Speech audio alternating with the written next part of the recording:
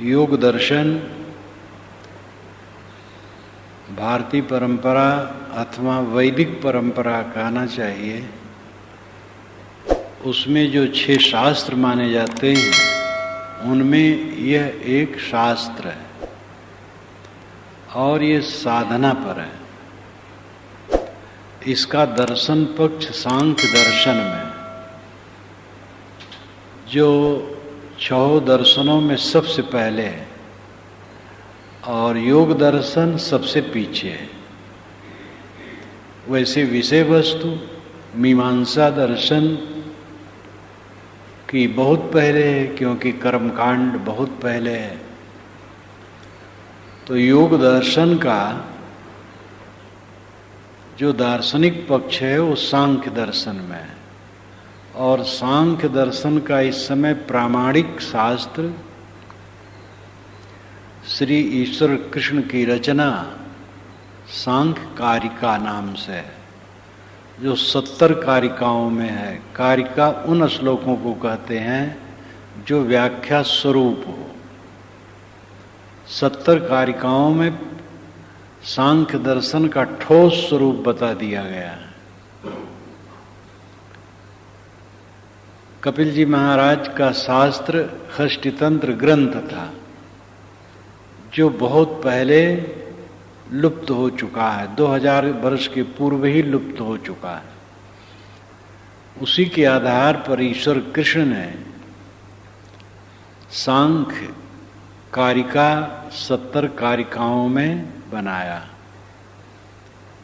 और योग दर्शन पतंजल महाराज ने साधना परक बनाया, और ये ईसा के 100 वर्ष पूर्व की घटना है। इसकी भूमिका में ये सब मैंने लिखा है। तो सांख्य दर्शन का दार्शनिक पक्ष सांख्य कारिका में है, और साधनात्मक पक्ष योग दर्शन में है। सांख्य कारिका ईश्वर कृष्ण की रचना है, और योग दर्शन पतंजल महाराज। साधनात्मक पक्ष योग दर्शन में है। सांख्य कारिका ईश्वर कृष्ण की रचना है, और योग दर्शन पतंजल महाराज की रचना है। पतंजल महाराज ने इसमें पहला सूत्र कहा है अथ योगानुशासनम। अथ योग अनुशासनम, 4 पद मिला करके ये सूत्र बना है। शास्त्रों के सूत्र छोटे छोटे होते हैं। अथ योग अनुशासनम, अथ योगानुशासनम। अथ कहते हैं अब को, अथ अब, आरंभ। अथ मंगल सूचक भी माना जाता है। इसके भाष्य में सब विवरण दे दिया गया है। अथ और इति ये 2 शब्द हैं। अथ शुरू के लिए है, इति आखिर के लिए है। इस शास्त्र के प्रथम सूत्र में अथ है, और इस शास्त्र का जो अंतिम सूत्र है उसमें इति है। पुरुषार्थ शून्यानाम गुणानाम प्रत्प्रसव कैवल्यम स्वरूप प्रतिष्ठा व चित्त शक्तिरिति, ये अंतिम है। पुरुषार्थ शून्य हो गया, जिसका जीवन का लक्ष्य मिल गया, गुण प्रकृति में लीन हो गए, स्वरूप स्थित हो गई, चेतन सत्ता मात्र रह गई। इसके बाद इत कर दिया। तो अथ शुरू। योग, योग का सामान्य अर्थ है जोड़ना, लेकिन योग दर्शन के अनुसार योग का अर्थ है तोड़ना। इसी पर मुग्ध होकर के राजा भोज ने लिखा है, पतंजल मुनिरुक्ति काप्य पूर्वा जयत्सौ पुंस प्रकृत वियोगो योग उत्तुदतो यजा। पतंजल महाराज के योग दर्शन की जय हो, जिसमें उन्होंने प्रकृत पुरुष के वियोग को भी योग कहा है। योग का सामान्य अर्थ है जोड़ना, लेकिन पतंजलि महाराज कहते नहीं, तोड़ना अर्थ है। योग है तोड़ना। प्रकृति और पुरुष का जो संबंध है इसको तोड़ दो, माया और जीव का जो संबंध है इसको तोड़ दो, जड़ चेतन का संबंध तोड़ दो, अपने आप कृतार्थ हो जाओ। जो ध्यान किया जाता है, योग किया जाता है, उसमें क्या है? चित्त समेट लो, संसार छोड़ दो। चित्त से हम जब काम करते हैं संसार सामने होता है, चित्त को लीन कर देते हैं, संसार हमारे लिए खो जाता है। संसार से उपराम हो जाना योग दर्शन का अर्थ है। अथ योग अनुशासनम, अनुनाम पीछे। वह पीछे इसलिए कहते हैं कि इसके पहले से योग रहा है, और शासनम का अर्थ है शिक्षा, उपदेश। जो योग पहले से चला आ रहा है उसी को पीछे से मैं फिर से कह रहा हूं, ये उन्होंने स्वीकृति, वास्तविकता थी। इसमें विनम्रता भी है, वास्तविकता भी है। वास्तविकता को स्वीकारना ही चाहिए। सत्य को ये मान लेना किसी एक व्यक्ति द्वारा उपरिवर्तित है, प्रेरित है, गलत है। सत्य अनादि है और उसके चिंतन मनन करने वाले सदा से रहे हैं। इसलिए सत्य का कोई एक मुखिया नहीं है। योग का अभ्यास पूरा काल से चलता रहा है। ऋग्वेद भारत का तो पुराना ग्रंथ ही है, विश्व का पुराना ग्रंथ है।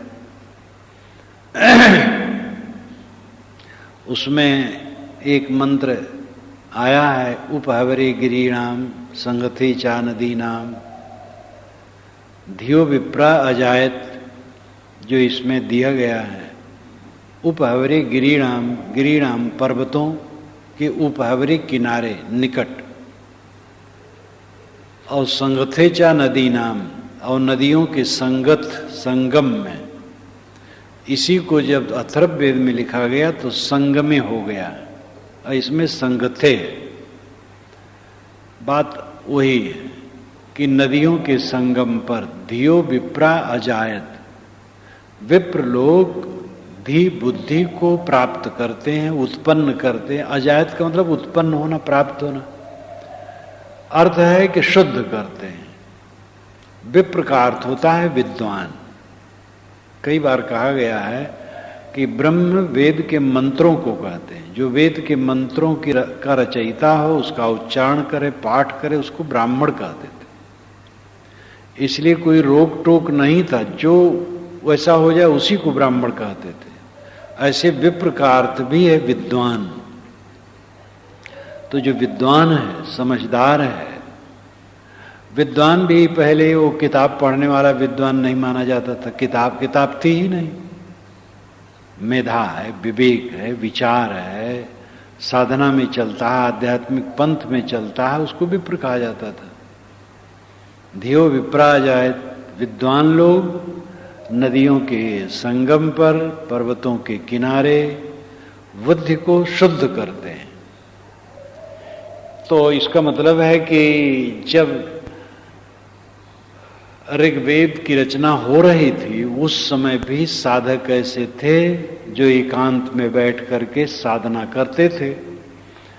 और इतना ही नहीं, ये भी कहलवाया गया है, मुनयो वात रसना पिशंगा वस्ती मला वातस्यानु धाज्रिम यन्ति यद देवासो अविक्षत। वात रसना के वंशज मुनि लोग पीले और मैले वस्त्र धारण करते हैं। मुनि और ऋषि में फर्क है। ऋषि प्रायः देवताओं की प्रार्थना में, प्राकृतिक शक्तियों को देवता मान करके उनकी प्रार्थना में सूक्त मंत्र कहते थे, आह्वान इत्यादि करते थे। सदाचारी वो भी होते थे। लेकिन मुनि का स्तर ऊंचा होता था। मुनि ये सब में नहीं पढ़ते थे, वे साधक होते थे, सन्यासी होते थे, त्यागी होते थे, मस्त होते थे। इसलिए पीले वस्त्र पहनते थे, मैले वस्त्र पहनते थे। मैले का मतलब है कि वो उस समय वृक्षों के छाल का रंग निकाल करके कपड़े में रंग लेने का प्रचलन हो गया था, इसीलिए उसको कासाय वस्त्र कहते हैं। कसाय वृक्ष के छाल के रंग को निकाल लेना, वो कसाय है, उसमें रंग लेना वो कासाय। तो सोडा साबुन उस समय कहाँ था, और जंगल में रहना, मिट्टी में रहना, लग जाता है, सफ़ेद कपड़ा जल्दी से गंदा दिखता है, और रंग लिए तो उसमें कम दिखता है। तो इस प्रकार मैले वस्त्र, पीले वस्त्र पहनते थे। और जब वे देवत्व प्राप्त करते थे तो वायुगत को प्राप्त करते थे। यद देवासो अभिक्षत वातस्यान ध्राजिम यंत। जब वे देवत्व को प्राप्त करते थे तो वे वात में स्थित होते थे, वायु में स्थित होते थे।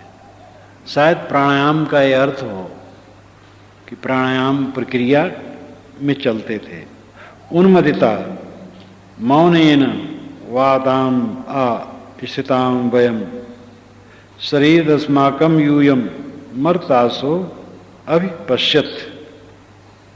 वे स्वयं कहते, प्रथम पुरुष की क्रिया के रूप में मुनि कहते हैं, हम उन्मादी जैसे हैं, मौन है और वायु में स्थित है। ऐ लोगों, तुम लोग मेरे शरीर को देखते हो। शरीर एदम अस्माकम, शरीरेद अस्माकम यूयम, तुम मेरे शरीर को देखते हो और मेरी स्थिति को तुम नहीं जानते हो। तो मतलब है कि वो बताते हो कि भाई तुम मेरे शरीर के देख रहे हो, जैसे तुम खाते पीते हो, मैं खाता पीता हूं, लेकिन मेरी स्थिति बिल्कुल अलग है।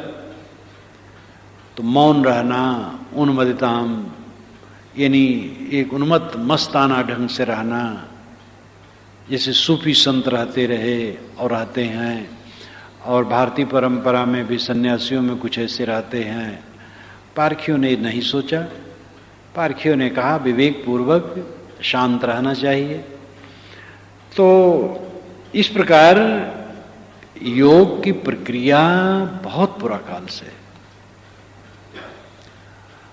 मोहनजोदड़ो हड़प्पा की खुदाई में भी समाधि की मुद्राओं में मूर्तियां मिली जो वैदिक परंपरा के पहले मानी जाती है, अथवा न पहले हों तो भी वैदिक परंपरा से हट करके उसको माना जाता है। तो इसलिए योग का मार्ग पुराना है। कपिल जी बहुत पुराने हैं, महायोगी थे। सांख्य योगादि गम्यम, जो सत्य है वो सांख्य और योग से प्राप्त होता है, ये श्वेताश्वतर उपनिषद में कहा गया है। सिद्धानाम कपिलो मुनि, गीता में कहा गया मैं सिद्धों में कपिल हूं। ऋषिम पुरुषोत्तम कपिलन यस्तमग्रे, श्वेताश्वतर उपनिषद में कहा गया कि प्रथम ऋषि कपिल हुए हैं।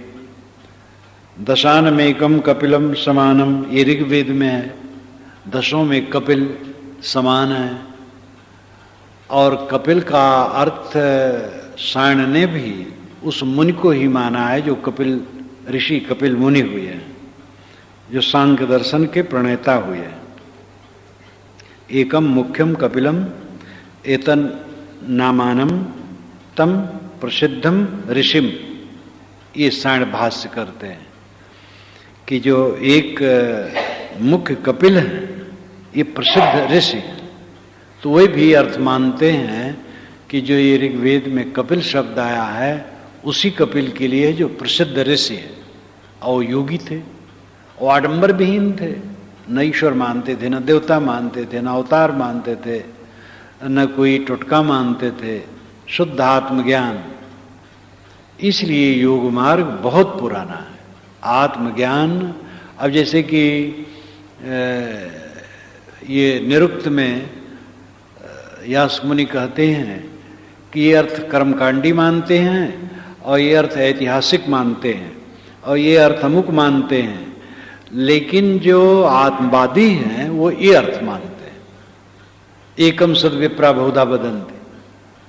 तो उसमें कोई कुछ, लेकिन आत्मवादी मानते हैं आत्मा ही श्रेष्ठ है इस देह में। तो आत्मवादी यास मुनि कई बार कहते आत्मवादी ये अर्थ मानते हैं।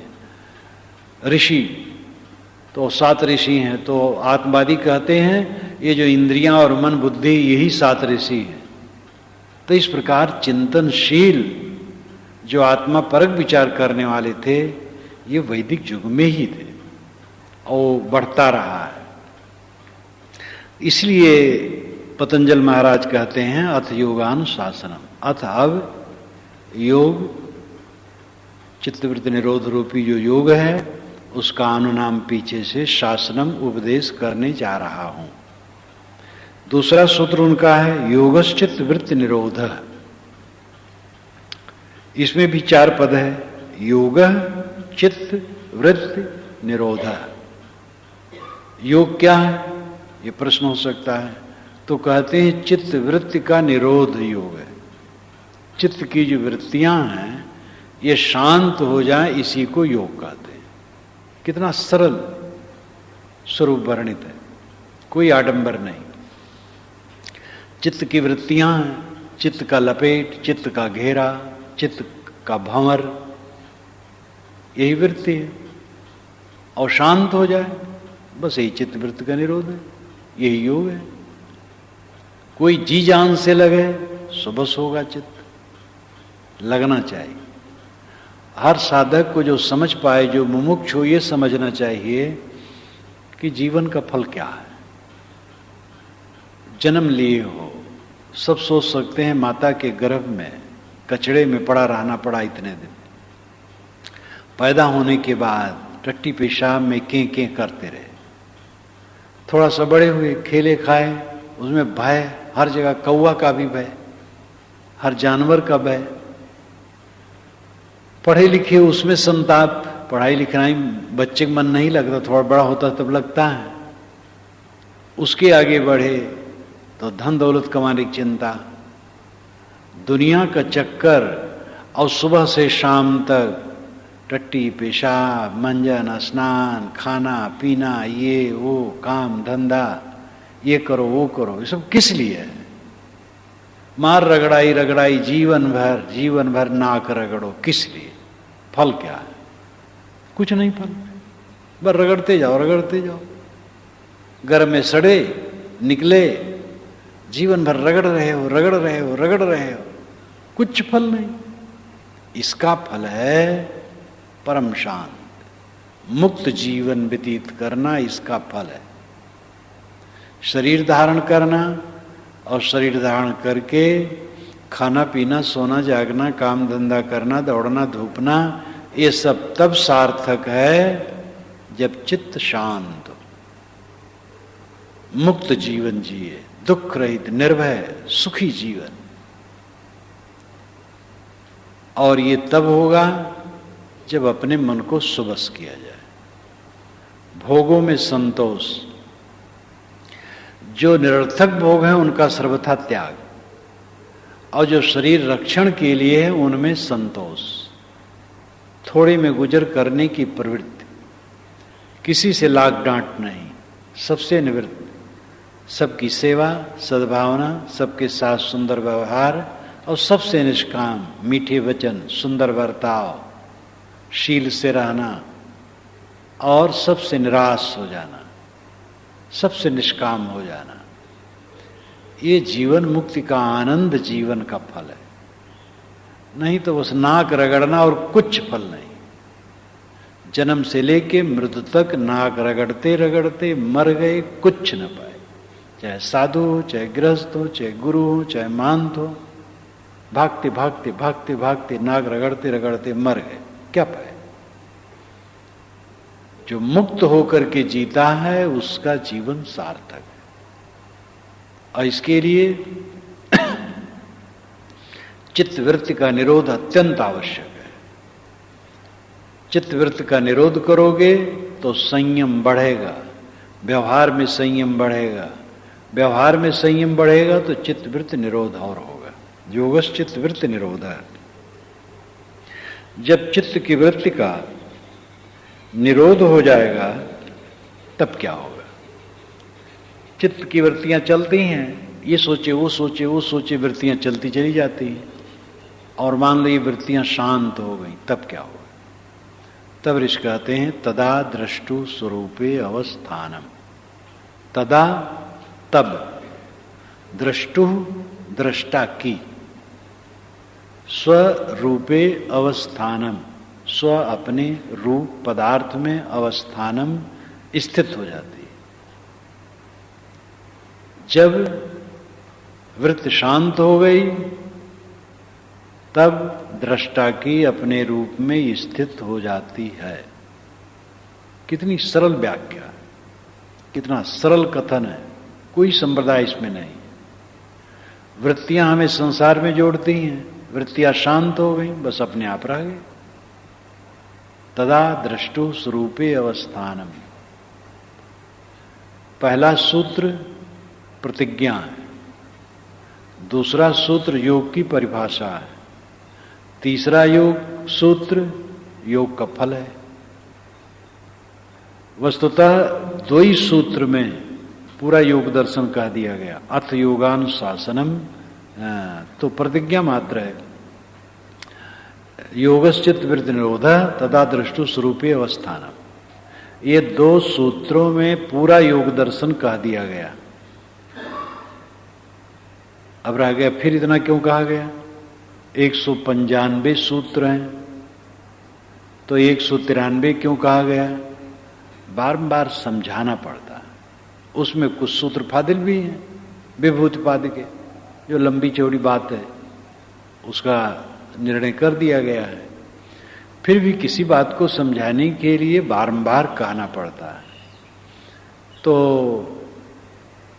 और वास्तव में योग दर्शन पूरा ये दो सूत्र में है।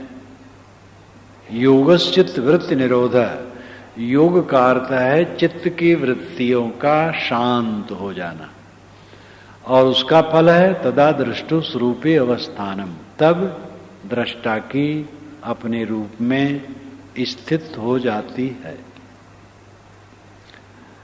जब अपने रूप में स्थित नहीं होती है और चित्त वृत्ति चलती है तब क्या रहता है? वृत्ति सारूप्यम इतरत्र, इतरत्र दूसरे समय में वृत्ति सारूप्यम, वृत्ति का रूप वाला मनुष्य होता है। जैसी वृत्ति होती है वैसे अपने को महसूस करता है। काम की वृत्ति आई तो व्यक्ति समझता है मैं काममय हूं, क्रोध की वृत्ति आई तो समझता है मैं क्रोधमय हूं, मोह की वृत्ति आई तो समझता है मैं मोहमय हूं, दुख की वृत्ति आई तो समझता है मैं दुखमय हूं। जो वृत्ति आती है वैसे उसे अपना स्वरूप भासता है। जैसे एक स्फटिक शिला हो या दर्पण मान लो, दर्पण बहुत साधारण उदाहरण, सबके घर में दर्पण होता है। दर्पण के सामने लाल रंग या कोई रंग का फूल रखा है, तो फूल सामने होने से दर्पण लाल रंग का भासता है, और फूल हटा दो तो दर्पण में लाल रंग नहीं है, वो शुद्ध है। इसी प्रकार हमारी बुद्धिवृत्ति में संसार प्रतिबिंबित होता है, इसलिए हम वही वही अपना रूप मानने लगते हैं। वृत्तियां जब चलती हैं सामने तो वृत्तियों में जो कुछ प्रतिबिंबित होता वही अपना रूप प्रतीत होने लगता है, और वृत्तियां शांत हो गई तो प्रतिबिंब शांत हो गया। जब वृत्ति ही नहीं तो प्रतिबिंब कहां? तो अपने आप रहा। लेकिन जब योग नहीं रहा और वृत्ति चलती रही तो वृत्ति के स्वरूप वाला ये जीव हो जाता है। जैसे जैसे वृत्ति उठती है वैसे वैसे वो अपना रूप मानने लगता है। ये भी कितना मार्मिक है। जब जब जो वृत्ति आती है आदमी वही वही रूप हो जाता है। इसीलिए सब दुखी रहते हैं, वृत्तियों में डूबे डूबे डूबे। योग दर्शन, योग साधन यही है कि वृत्तियों को काटो, वृत्तियों की दृष्टा हो, वृत्तियों को शांत करो, वृत्तियां शांत हो जाएं, बस मगन अपने आप में स्थित। जब ये अभ्यास बढ़ जाता है तो व्यवहार में भी कोई काम धंधा करते हुए वृत्ति का साक्षी इंसान बना रहता है। अगर मन में कोई हलचल आता रहे तो वृत्ति है, मैं थोड़े हूं, ये सच थोड़े है, ये तो वृत्ति की हलचल है। जब वृत्ति में कुछ बात आती है तो लगता है कि ये सच है, लेकिन वो सच नहीं रहती है, एक मन का उद्वेग रहता है। कई बार हमारे मन में कोई आंदोलन आता है तो लगता है परम सच है, पीछे से लगता है तो झूठ रहा, हमारे मन का उद्वेग था, हमारे मन की कमजोरी थी, जो हमने इतना मान लिया था, ऐसा कुछ था नहीं। मन के गर्दा गुब्बार में, मन के कुहासे में, मन के बादल में इंसान घिरा हुआ द्वंद्व ग्रसित रहता है। केवल अपने मन को छांटने, काटने, सुधारने, संवारने वाला आदमी जीवन में सुखी रहता है, और अपने मन के बादल को जो नहीं छाट पाता है, मन के गर्दा गुब्बार को नहीं शांत कर पाता है, वो सब समय दुखी रहता है। इसलिए ऋषि कहते हैं, अगर तुम अपनी चित्तवृत्ति का निरोध न करोगे, इतरत्र दूसरे समय में वृत्त सारूप्यम, वृत्त के रूप वाले रहोगे, माने रहोगे यही मैं हूं, जो मन में आएगा वही समझोगे मेरा स्वरूप है, इसलिए पीड़ित रहोगे। तो वृत्त को अलग समझो। वृत्त को अलग समझ लेना ही एक बोझा उतर जाना है। मानो वृत्ति आती भी है तो भी ये समझते हो कि ये वृत्ति में नहीं हूं, तो बोझा हल्का हो गया। और अभ्यास करते करते जब सूक्ष्मता बढ़ जाती है, इसी दशा आ जाती है कि कुछ समय वृत्ति शांत है, तो फिर क्या पूछना, दिव्य स्थित है। और जब चित्त चलता भी है तो चित्त में कोई गांठ नहीं है, कोई विकार नहीं है, कोई आंदोलन नहीं है, सच्ची समझ है।